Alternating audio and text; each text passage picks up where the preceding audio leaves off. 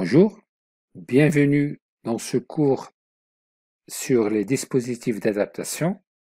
C'est un cours qui est, on va dire, en relation avec les chapitres sur les lignes de transmission en hyperfréquence. Et je rappelle que c'est un cours qui entre dans le cadre d'une formation à distance. Donc, on va dire, les objectifs de ce cours, c'est de présenter d'une manière, on va dire, très succincte les techniques principales d'adaptation d'impédance. Je crois que c'est la partie la plus importante dans la conception des circuits micro-ondes, ou bien hyperfréquence. D'accord? Donc, le fait d'intégrer un circuit dans un système de télécommunication, ou le fait de concevoir un système de télécommunication, un des défis rencontrés, c'est l'adaptation. Et qui dit adaptation dit, on va dire, transfert de puissance, c'est-à-dire un maximum de transfert de puissance. Et qui dit un maximum de transfert de puissance, c'est-à-dire une transmission qui est parfaite. Surtout que dans des domaines, on va dire, d'applications spectaculaires, des applications satellitaires, des applications, on va dire, radar, des applications où on n'a pas intérêt à avoir un système qui est non adapté, hein, vu que tout système non adapté, ça va se répercuter sur, on va dire, la mesure ou bien sur la réception du signal ou de l'information au cours de la réception. Donc, l'objectif principal de l'adaptation d'impédance est bien évidemment de maximiser la puissance transmise. Et là, je crois que c'est ça le plus important. Comment peut-on maximiser la puissance transmise et sous quelles conditions on peut maximiser la puissance transmise à la charge? Donc, pour les composants critiques, donc les antennes, les amplificateurs faible bruit, ça va permettre d'améliorer le rapport signal sur bruit. D'accord? Donc, pour un réseau de distribution de puissance, exemple antenne, l'adaptation d'impédance permet de réduire les erreurs de phase et d'amplitude. Je crois que l'adaptation, c'est quelque chose de très primordial. Donc, avant de se lancer de n'importe quelle étude dans les systèmes télécoms, il faut veiller à ce que le système soit parfaitement adapté, que ce soit au niveau de l'émission, que ce soit au niveau de la réception. Si je prends un exemple d'une application radar, donc le radar, il est composé principalement, on va dire, d'une partie d'émission. Et dans la partie d'émission, vous avez bien évidemment, sans entrer dans le détail, vous avez un émetteur lié à une ligne, lié à une antenne. Et donc, cette liaison se fait avec un maximum de transfert de puissance. On n'a pas intérêt à perdre de la puissance parce que ça va se répercuter mal sur le retour. De même, si je prends la partie de réception, c'est-à-dire entre l'antenne et le récepteur, il faut bien veiller à ce que l'antenne soit bien adaptée avec le récepteur. D'accord? Donc, dans des applications, l'adaptation, je crois que c'est quelque chose qui est très, très important, très important, hein, parce que ça touche un petit peu, on va dire, ce transfert de puissance, que ce soit en émission, que ce soit en réception. C'est la question, je crois que la question de l'adaptation se pose à chaque fois que l'on souhaite connecter deux systèmes ou circuits entre eux et transférer un maximum de puissance. Donc je commence par dégager, on va dire, les conditions d'adaptation d'impédance. Donc je considère une ligne de transmission qui a une certaine longueur géométrique, qui a une certaine impédance caractéristique, connecté de ce côté-là par un générateur qui possède une impédance et une force électromotrice, et de l'autre côté, vous avez un récepteur représenté par son impédance de charge ZL. Et donc, je peux définir à chaque position un courant et une tension. Donc, voilà la ligne cadrée et ce côté à droite, c'est le récepteur et le côté à gauche, c'est le générateur. Donc, voilà les caractéristiques de ces trois quantités, générateur, ligne, récepteur. Et bien évidemment, l'adaptation va se produire à deux niveaux. Côté, on va dire, du générateur, et ça c'est très très important, quoique, on va dire, dans les applications des lignes de transmission, c'est rare de penser à cette adaptation entre la ligne et le générateur. Mais bon, on va discuter le cas général.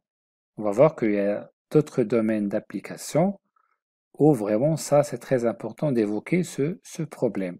D'accord? Donc, adapter le générateur avec la ligne. D'accord? Adapter le générateur avec la ligne. Ça, c'est le premier défi. C'est la première chose à faire. Le générateur dispose d'une puissance. Sous quelles conditions ce générateur va transférer un maximum de puissance vers la ligne? C'est-à-dire, j'ai la première condition d'adaptation, mais cette fois-ci entre le générateur et la ligne. Deuxième condition d'adaptation, c'est entre la ligne et le récepteur, c'est-à-dire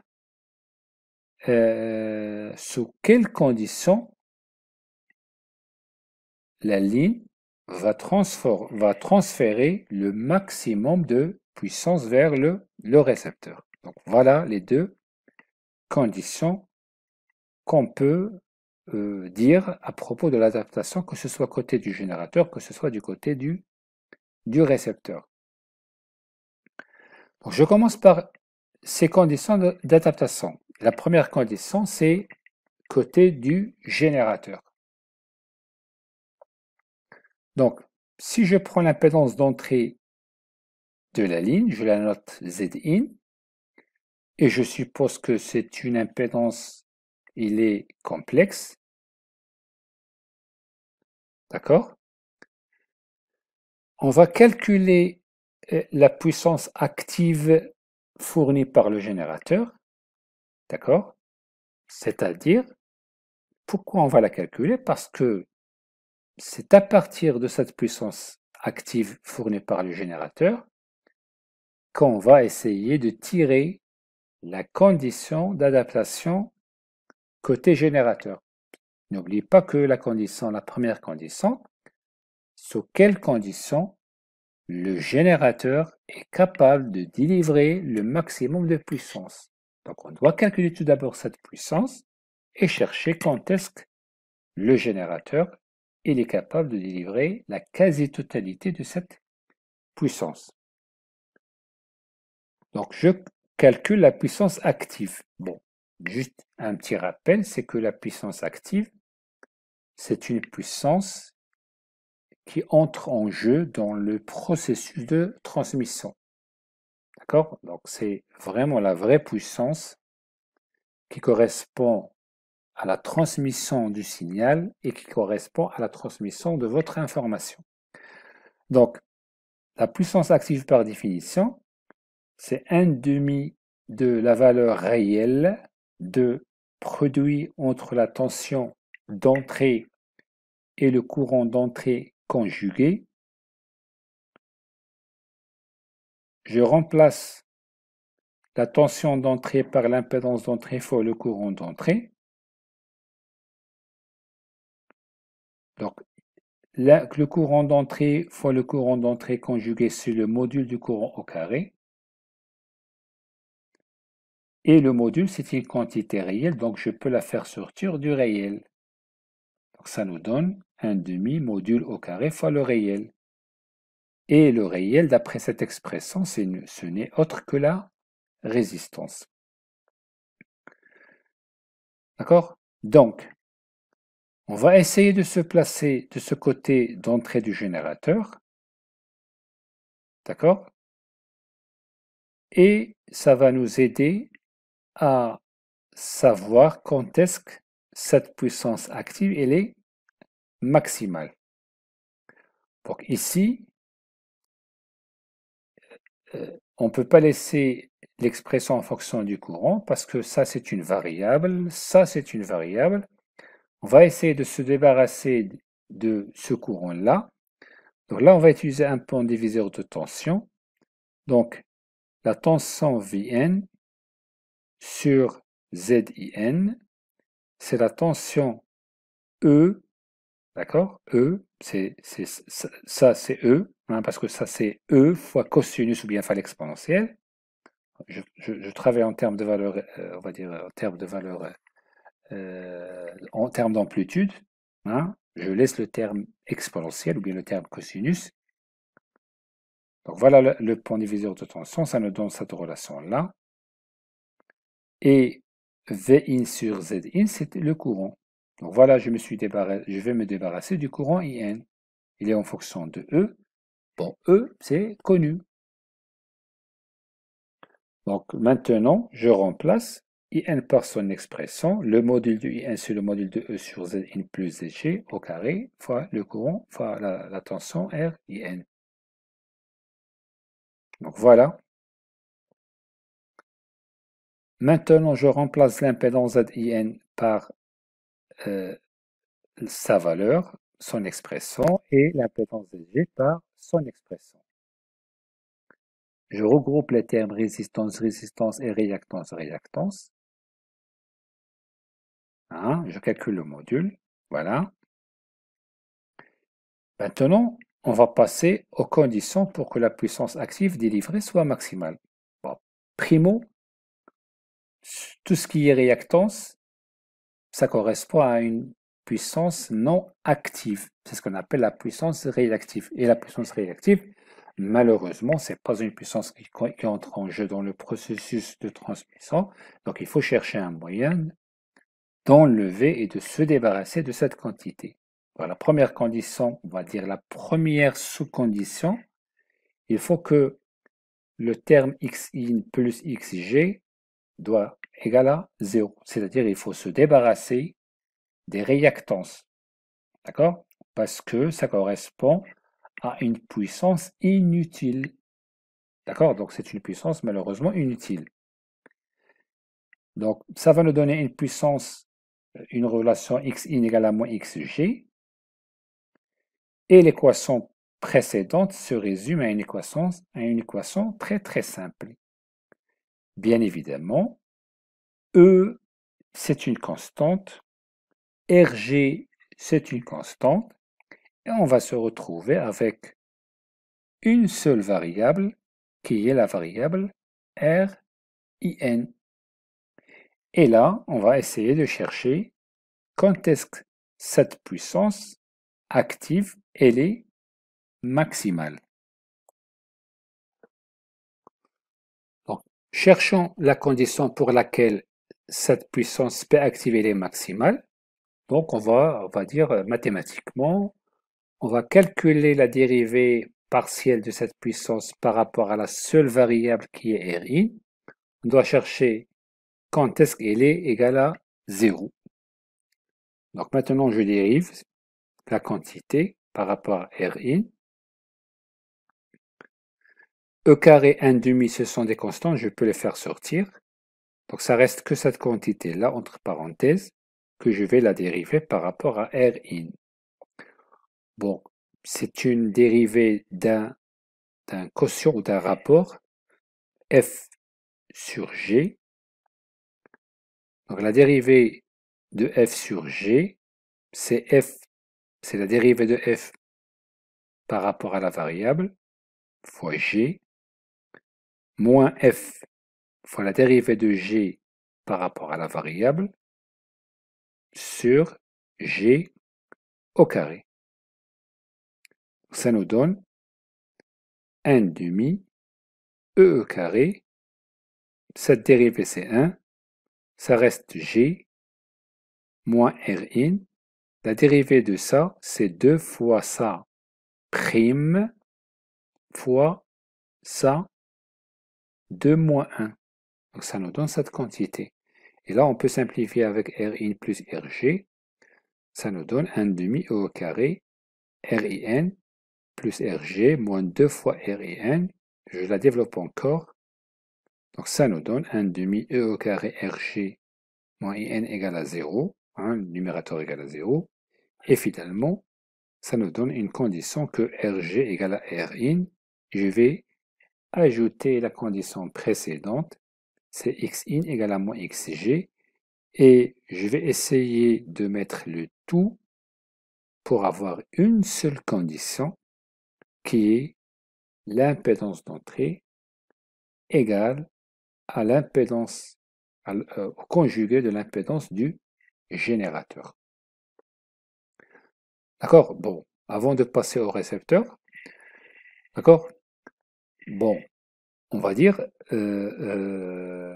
dans le cas où notre générateur, on va dire, il possède une impédance interne qui est réelle, donc il suffit d'avoir ZC égale à ZG pour que l'adaptation soit réalisée du côté du générateur.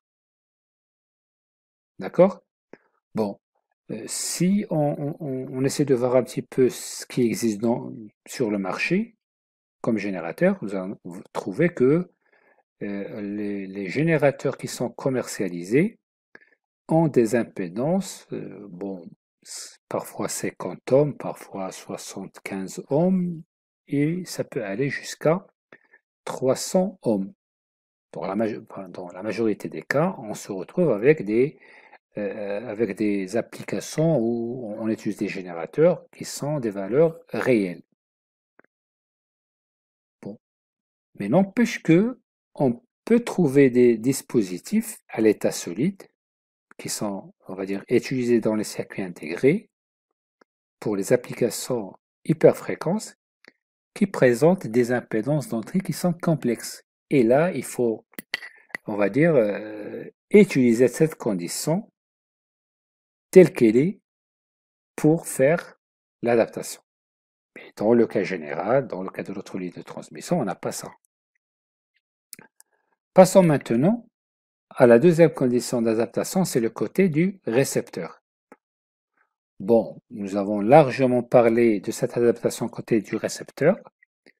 Donc, quand est-ce qu'on a adaptation côté récepteur? C'est-à-dire lorsque les ondes réfléchies sont nulles. C'est-à-dire que l'onde qui arrive de générateur et qui traverse la ligne et qui arrive au niveau du récepteur et qui est complètement transféré vers le récepteur. Il n'y a pas d'onde réfléchie. Donc la condition pour parler d'une adaptation côté récepteur, c'est se débarrasser des ondes réfléchies. C'est-à-dire que, tout simplement, le coefficient de réflexion doit être égal à 0. Donc, un récepteur est adapté avec une ligne, c'est lorsque le coefficient de réflexion côté du récepteur est nul. Quand est-ce qu'il est nul? Si j'utilise cette relation-là, qui est connue, c'est lorsque ZL est égal à ZC. Et ça constitue la deuxième condition d'adaptation, mais côté récepteur. D'accord? Donc maintenant, nous avons formulé deux conditions d'adaptation, une condition côté générateur et une condition côté récepteur. mais c'est celle-là qui nous intéresse de plus, étant donné que les concepteurs de ligne, les concepteurs de générateurs se mettent généralement d'accord sur des valeurs, on va dire, égales entre le générateur et la ligne, mais comme le récepteur il change, hein, votre récepteur il change, je branche sur le, si je prends le cas de, on va dire, de notre foyer, on va dire que la source elle est la même, le générateur il est le même, mais ce qu'on va brancher sur le secteur, il est différent. Donc le vrai problème d'adaptation, ça se produit au niveau du récepteur. Donc on va essayer de faire la synthèse des deux conditions, d'accord? C'est-à-dire lorsque l'adaptation il n'est pas, on va dire, il n'est pas assuré côté du générateur, et lorsque l'adaptation il n'est pas assurée au niveau du récepteur, on doit ajouter ce qu'on appelle des dispositifs d'adaptation. Donc le premier dispositif d'adaptation, qu'est-ce qu'il va faire? Il va essayer de faire un rapprochement entre l'impédance ZL et l'impédance ZC. C'est ça la condition. D'accord? C'est-à-dire ce dispositif, son rôle principal, c'est que à chaque fois que j'ai ligne et récepteur qui ne sont pas adaptés, on doit placer un dispositif dont le rôle principal, c'est de essayer de se rapprocher de cette condition. C'est-à-dire, l'équipement qu'on va mettre ici va nous permettre d'avoir ZL égale à ZC. De même, l'autre côté du générateur.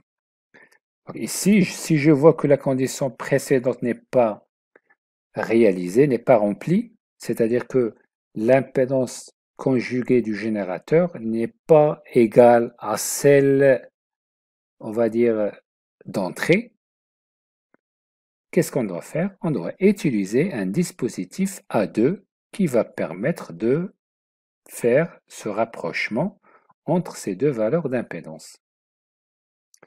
Bon, on va dire qu'il y a pratiquement 3 ou bien 4 dispositifs d'adaptation. Il y a l'adaptation par ligne cardante, l'adaptation à l'aide d'un ou de stubs. Bon, là, ce sont deux conditions qui sont, on va dire, incluses dans une même condition. C'est pour ça que j'ai dit qu'il y a 4 conditions, ou bien 3 conditions. Et puis la dernière condition, c'est l'adaptation par un réseau d'impédance. Et là, c'est une condition que je ne vais pas l'aborder parce qu'on va la voir dans le cours sur la BAC de Smith.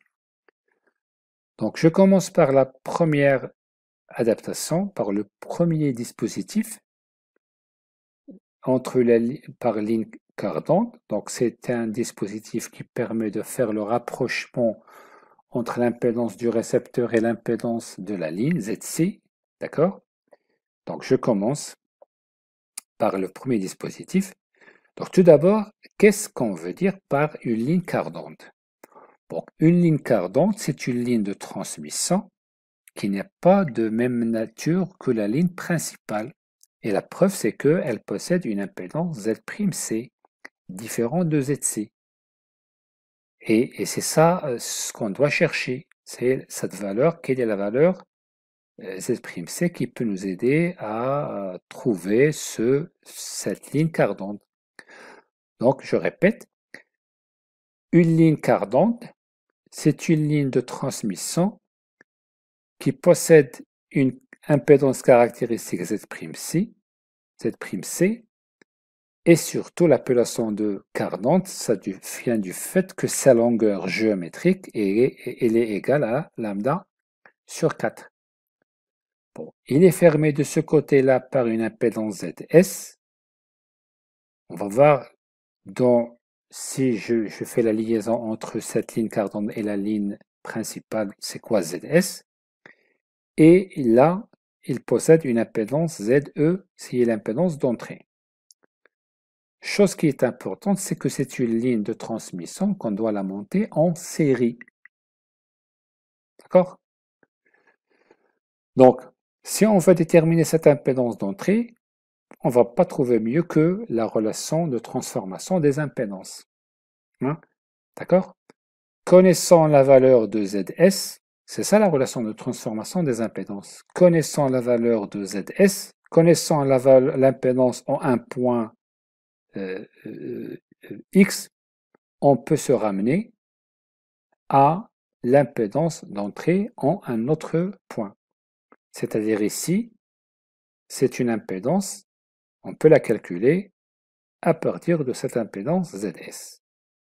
Tout simplement, faites attention, gamma c'est gamma prime, c'est parce que c'est une ligne, on va dire, bon, de point de vue constant de propagation, je crois que c'est la même chose, parce qu'il est traversé par le même courant. Parce que si je prends la ligne sans perte, on va dire que gamma prime égale à gamma. Hein, parce que gamma prime égale à gamma, ça veut dire que pour les lignes sans perte, ça veut dire qu'ils ont même constante de phase. Donc, pourquoi ils ont la même constante de phase? Parce qu'ils ont même longueur d'onde. Pourquoi ils ont la même longueur d'onde?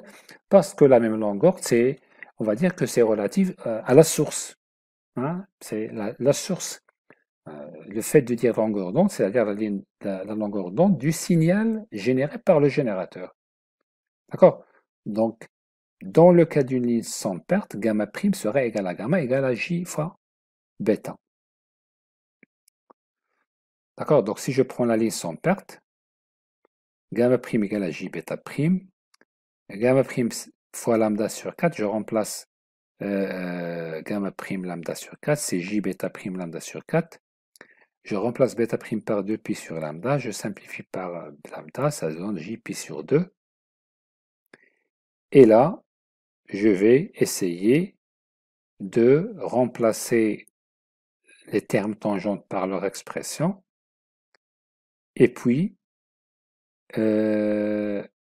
ici, tangente pi sur 2, ça tend vers l'infini. Donc, je vais appliquer ici. Donc, c'est comme vous avez une forme indéterminée.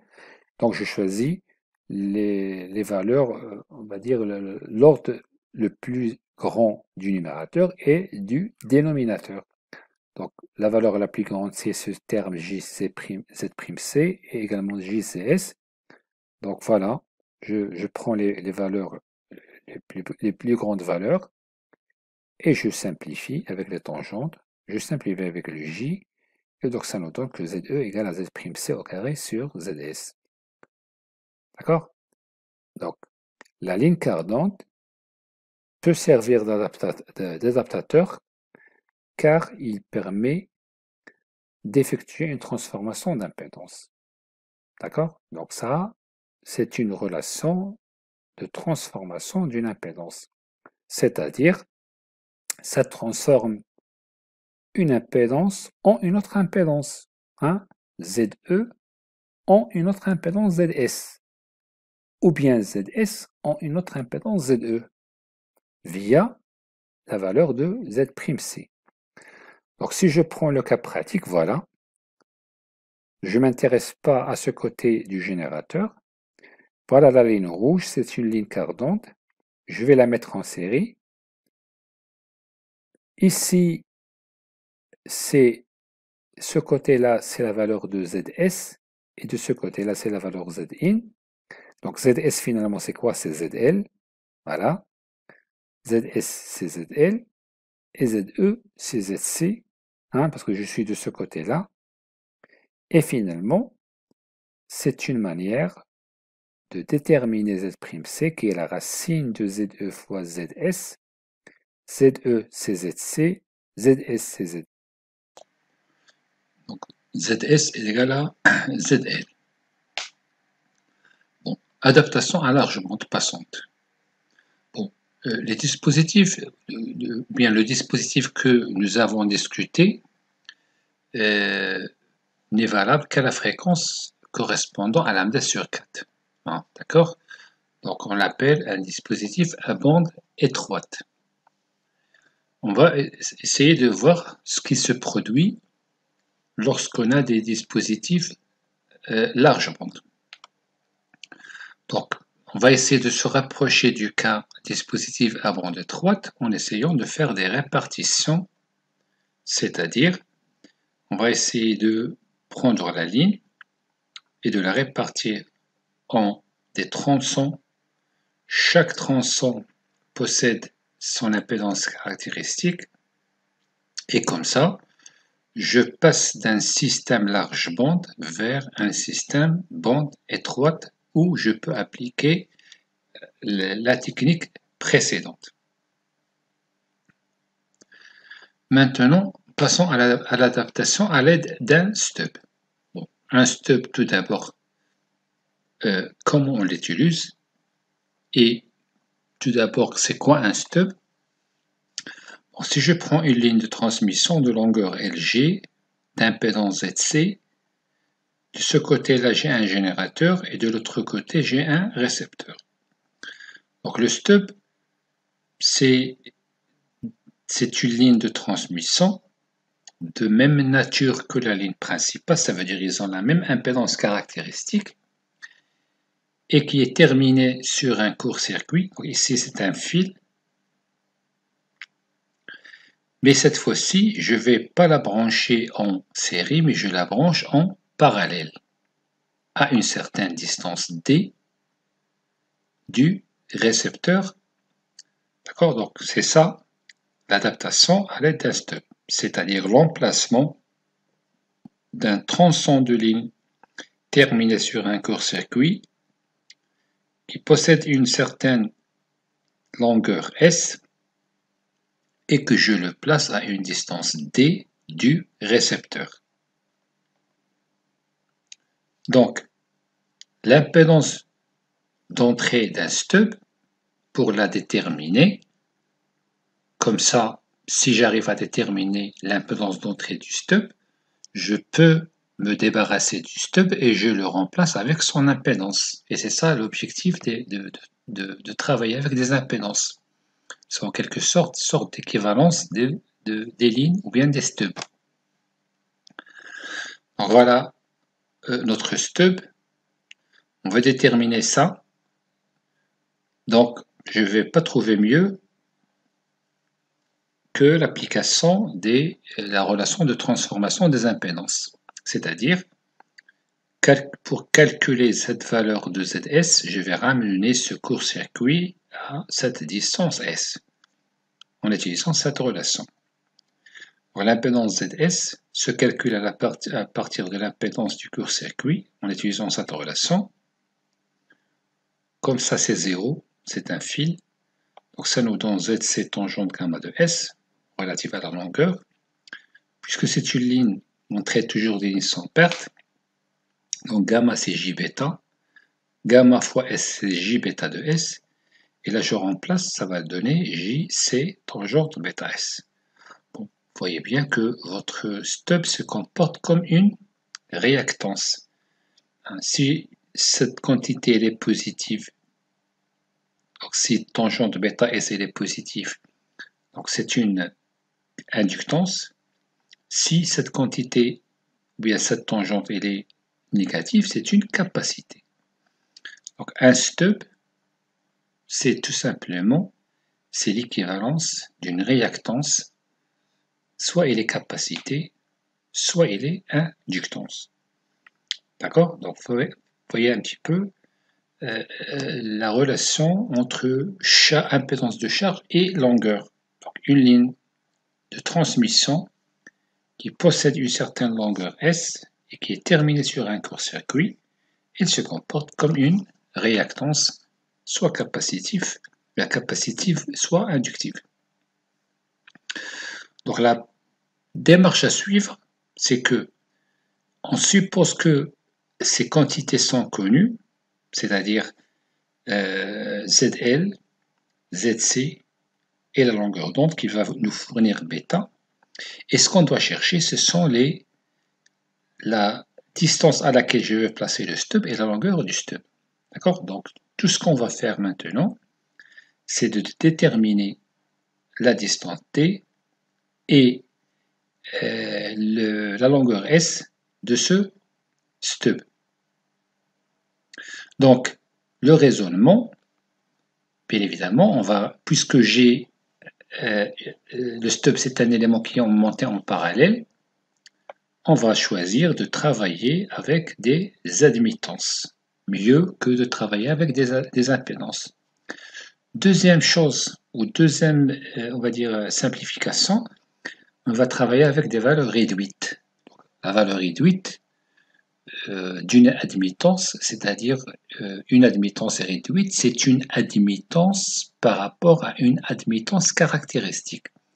Ou bien une impédance réduite, c'est une impédance par rapport à une impédance caractéristique. Bon, on peut se poser pourquoi cette impédance réduite, pourquoi cette admittance réduite, parce qu'on va l'utiliser dans la bac de Smith. Parce que la bac de Smith, c'est un outil graphique qui va nous aider à pas mal de choses, à simplifier tout le calcul lourd que nous avons vu précédemment. Et donc, tous les points qui se trouvent sur la bac de Smith, ça correspond soit à des impédances réduites, soit à des admittances réduites. Et pourquoi ces valeurs réduites? Parce que c'est une manière de se débarrasser de ZC. Et comme ça, la bac de Smith reste valable, quelle que soit la valeur de ZC. Sinon, on doit essayer d'utiliser beaucoup d'abac de Smith. Chaque abac de Smith est spécifique pour une valeur de ZC.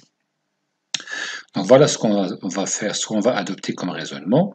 On travaille avec des admittances et on va travailler avec des valeurs réduites. D'accord?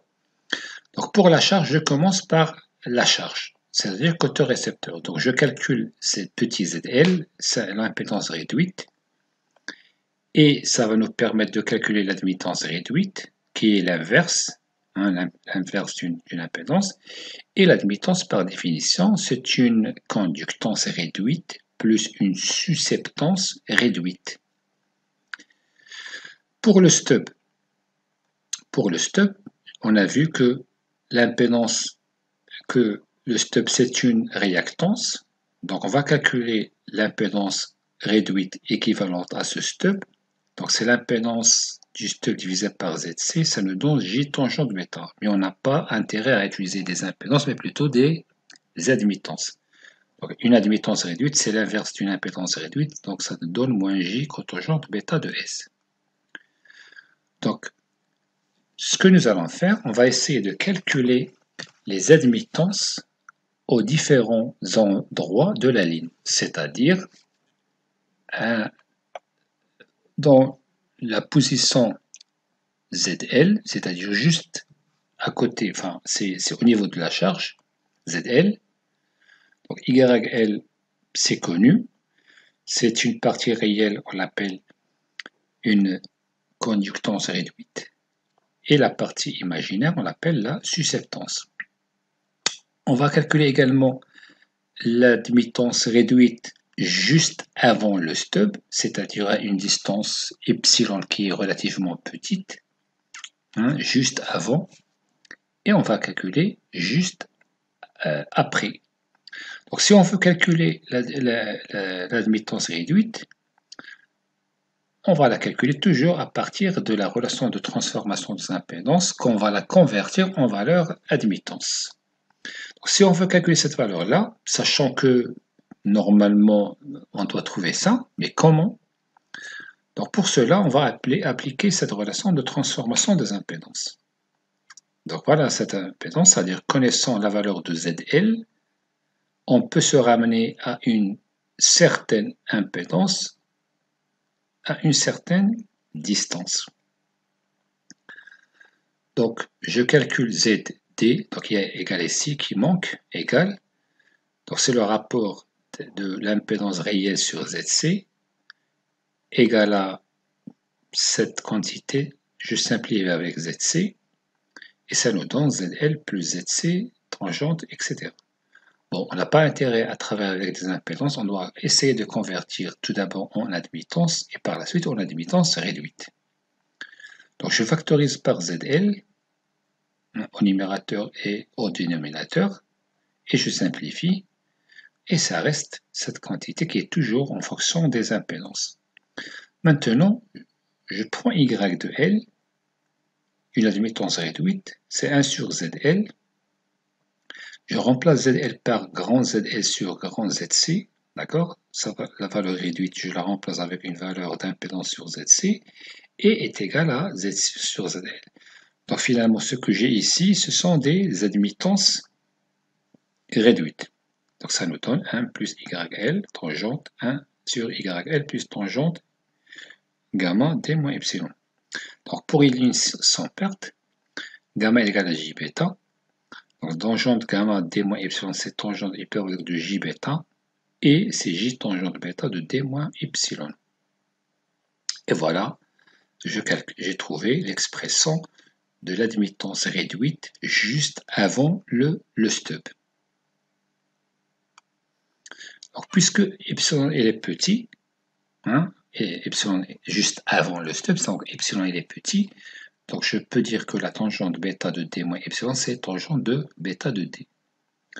Y, elle est égale à cette quantité déjà vue. Donc maintenant, je vais essayer de simplifier. Regardez bien ce que j'ai fait. J'ai remplacé YL par cette expression et je vais remplacer tangente bêta d moins epsilon par tangente de bêta.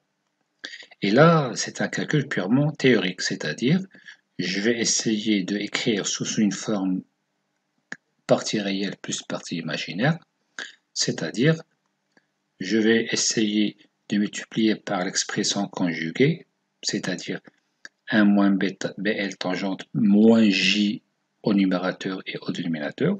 Donc ça va nous donner cette expression-là. D'accord, voilà l'expression que nous avons. Et cette partie-là, c'est une conductance réduite. Et cette partie-là, c'est une susceptance réduite. Donc voilà. Maintenant, si je me place dans un plan situé à la distance d plus epsilon, c'est-à-dire juste après, donc toujours pour déterminer la distance à laquelle je vais placer le stub et la longueur de stub, je suis la démarche suivante. Je calcule les admittances côté récepteur juste avant le stub, juste après le stub. Donc ça, c'est une démarche à suivre. Donc voilà, donc l'admittance d moins epsilon avant le stub, c'est au niveau du stub. C'est ce que j'ai mis y, on va dire y de s. C'est ça, y de t, c'est y de s, c'est pareil. Et ça, c'est après le stub. Bon, c'est pas la peine on va dire juste que y de t plus epsilon, on va considérer que ce sont deux montées en parallèle, donc ils ont une admittance équivalente qui est celle, c'est y de d plus epsilon. Donc ça nous donne y de d plus epsilon, c'est y de t bien y de s, parce que ça c'est le stub, c'est l'équivalent du stub, qui est placé à une distance de t, donc c'est y de s. Je remplace y de t par sa valeur, donc ça donne j de t moins epsilon plus jb de t moins epsilon moins j cotangente bêta. Et je regroupe partie réelle, partie imaginaire.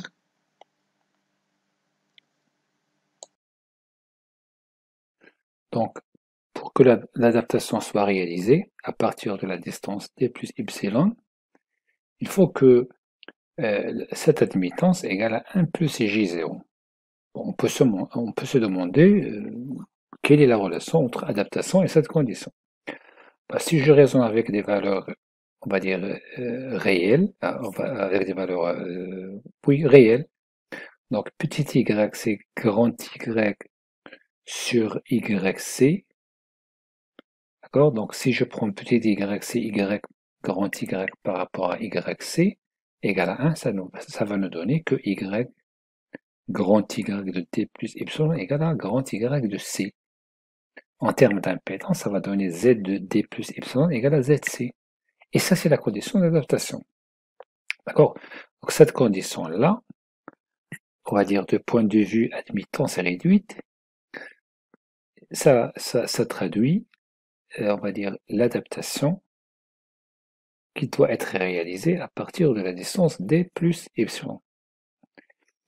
Et on va dire que ça va nous aider par la suite à déterminer deux informations importantes, c'est la distance à laquelle je dois placer mon stub et la longueur du stub. D'accord? Donc à partir de cette équation, à partir de cette condition, on va dire, ça va nous donner deux équations, Donc, deux équations, ça vient du fait que ça, c'est un nombre complexe. Il y a une partie réelle qui tend vers le 1, il y a une partie complexe qui tend, la partie imaginaire qui tend vers 0. Et ça va nous aider à déterminer le D et le S. Donc, si je prends le 1, la relation 1, on va commencer, d'accord? On va commencer par ZD moins epsilon.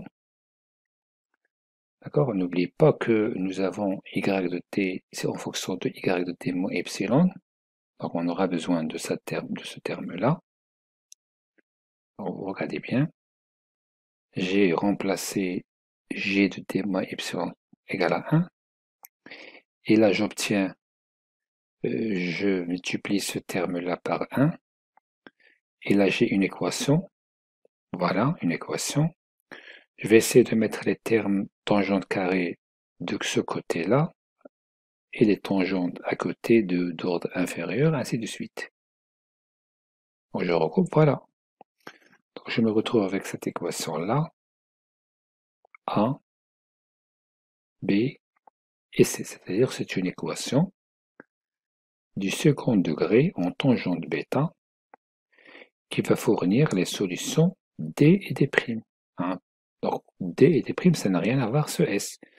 Donc ce D-là, normalement, lorsqu'on résout cette équation-là, ça va nous donner deux valeurs de D. Hein. Et de la même manière, on aura deux valeurs de S. Donc finalement, si on veut déterminer le D et le D', qui sera D plus un certain facteur, d'accord? On doit résoudre cette équation. C'est une équation du second ordre de la forme ax carré plus bx plus c. Il faut déterminer le delta, d'accord, et calculer les deux racines qui sont le D et D'. De même, si je prends la composante ici, enfin la composante susceptance, et là, ça va nous aider à déterminer les valeurs de S et de S'. D'accord? Bon, c'est-à-dire nous avons deux couples ds, d'S'. Bien évidemment, on va choisir le couple la plus faible valeur parce que ça va donner moins de phénomènes d'onde stationnaires. Donc si je prends maintenant deux stubs, adaptation à l'aide de deux stubs. Donc je prends le premier stub, il a une certaine longueur S1, il est placé à une certaine distance D de 1, et je prends le deuxième stub, il a une certaine longueur S de 2, il est situé à distance D2 du stub numéro 1, mais à une distance D de la charge. Donc voilà la situation rencontrée lorsqu'on veut adapter notre récepteur 1 avec la ligne via deux stubs. Donc dans ce cas-là, les données que nous connaissons, que nous avons, ce sont ZL, ZC, bêta, les distances T1 et T2, et ce qu'on doit chercher, ce sont les inconnus S1 et S2. Donc c'est une formulation qui est légèrement différente de celle d'un seul stub. C'est une démarche à suivre. Si on veut adapter avec deux stubs, on aura besoin des longueurs des deux stubs. Donc maintenant, je prends côté de la charge, on va faire le même raisonnement à la distance 0, c'est-à-dire côté de la charge. J'ai l'admittance. Avant le stub, je dois déterminer l'admittance. On va faire la même chose. Je commence par l'impédance. Je passe à l'admittance, à l'impédance réduite. Je simplifie avec ZC. Et je calcule l'admittance qui est l'inverse d'une impédance réduite. Je factorise par ZL et je simplifie. Et je remplace YL par je remplace ZC sur ZL par YL. Ça nous donne cette relation-là. Et dans le cas d'une ligne sans perte, nous avons tangente gamma de d moins epsilon égale à j fois la tangente normale de bêta, donc ça c'est bêta. Bon, ça c'est une erreur, donc ça c'est bêta et ça c'est epsilon. Donc ça nous donne cette relation-là. Donc epsilon est petit, donc on peut faire cette première approximation, d'accord? On peut faire cette première approximation, c'est-à-dire que cette admittance d1 moins epsilon, ce sera cette nouvelle expression. Par la suite, on peut poser que y de d1 moins epsilon, c'est la somme d'une partie conductance et d'une partie susceptance.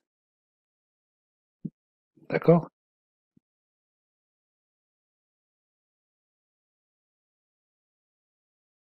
Donc, y de d, c'est YL plus J tangente bêta de D1, avec Y égale à ça. Donc, je fais le calcul. Donc, tout ça, c'est du calcul. C'est-à-dire, je dois mettre Y de D1 moins epsilon comme une partie réelle et une partie imaginaire. C'est-à-dire, ce que j'ai fait tout ici, c'est que j'ai regroupé dans le numérateur partie réelle, partie imaginaire, et j'ai multiplié avec l'expression conjuguée. Donc ça, c'est pas la peine que je cite ça, parce que c'est vraiment un calcul banal. Donc voilà la valeur de la conductance et la valeur de la susceptance. Maintenant, je vais passer à la distance, c'est-à-dire juste après le premier stub. Voilà. D'accord? On fait le même réseau. YS1, c'est moins J cotangente bêta de S1. Et tout ça, je regroupe ça par cette expression-là, que je développe. Donc uniquement cette partie-là.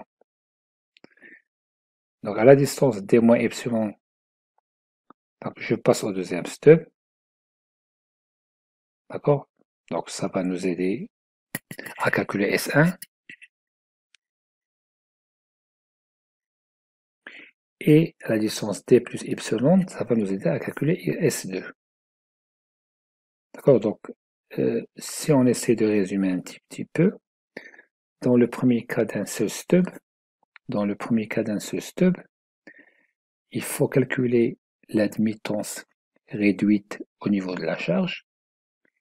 Il faut calculer l'admittance réduite juste avant le stub, c'est ce que j'ai mis d moins epsilon.